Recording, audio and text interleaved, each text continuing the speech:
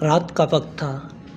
مصر کا بادشاہ گہری نیند میں تھا، مگر اچانک اس نے ایک عجیب خواب دیکھا، ایسا خواب جس نے اس کے دل میں خوف پیدا کر دیا۔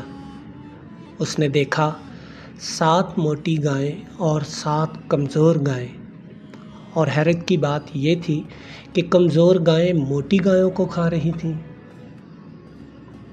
پھر اس نے دیکھا 7 سبز بالیاں اور 7 سوکھی بالیاں۔ بادشاہ گھبرا کر جاگ اٹھا۔ یہ خواب معمولی نہیں تھا۔ اگلی صبح بادشاہ نے دربار بلایا۔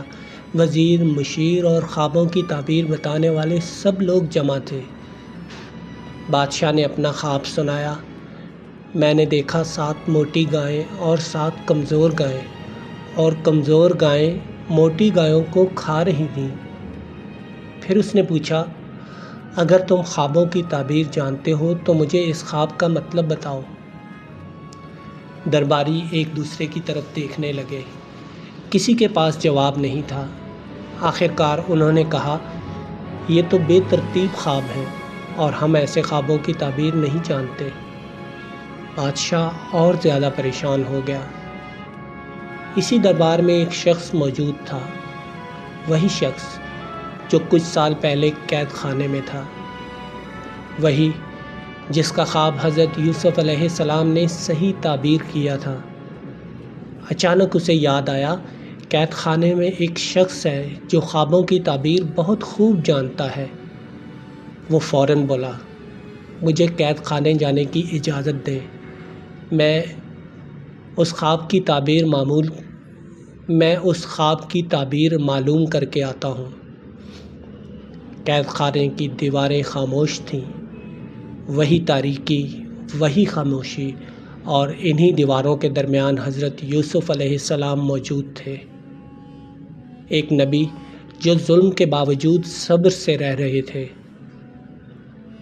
وہ شخص قید خانے میں داخل ہوا اور حضرت یوسف علیہ السلام سے کہا، اے یوسف، اے سچے انسان، بادشاہ نے ایک عجیب خواب دیکھا ہے۔ 7 موٹی گائیں، 7 کمزور گائیں، 7 سبز بالیاں اور 7 سوکھی بالیاں، ہمیں اس کی تعبیر بتا دیں۔ حضرت یوسف علیہ السلام نے فوراً جواب دیا۔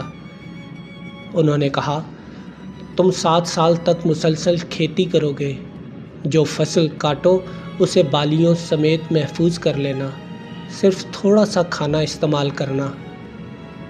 حضرت یوسف علیہ السلام نے مزید کہا، اس کے بعد 7 سخت سال آئیں گے، وہ سال تمہاری جمع کی ہوئی فصل کو کھا جائیں گے، سوائے اس کے جو تم نے محفوظ کر کے رکھا ہوگا۔ پھر حضرت یوسف علیہ السلام نے کہا، اس کے بعد 1 سال آئے گا جس میں بارش ہوگی اور لوگ خوشحال ہو جائیں گے۔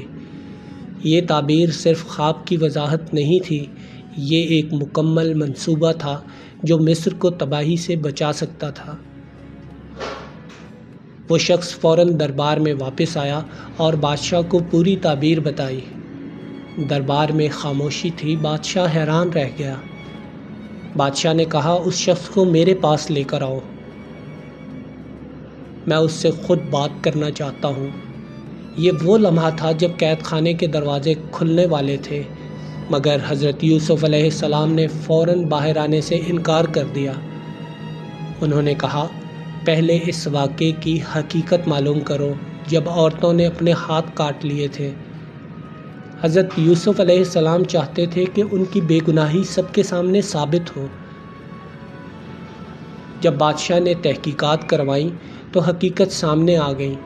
عورتوں نے اعتراف کیا، یوسف بالکل بے گناہ تھے، اور عزیز مصر کی بیوی نے بھی کہا، غلطی میری تھی۔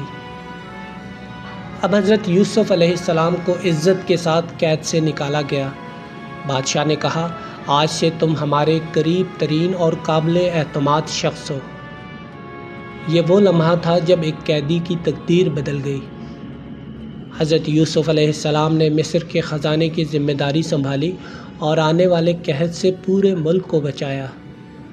یہ سب اللہ کی حکمت کا حصہ تھا۔ کنواں، قید اور مشکلات، یہ سب اس عظیم مقام تک پہنچنے کا راستہ تھے۔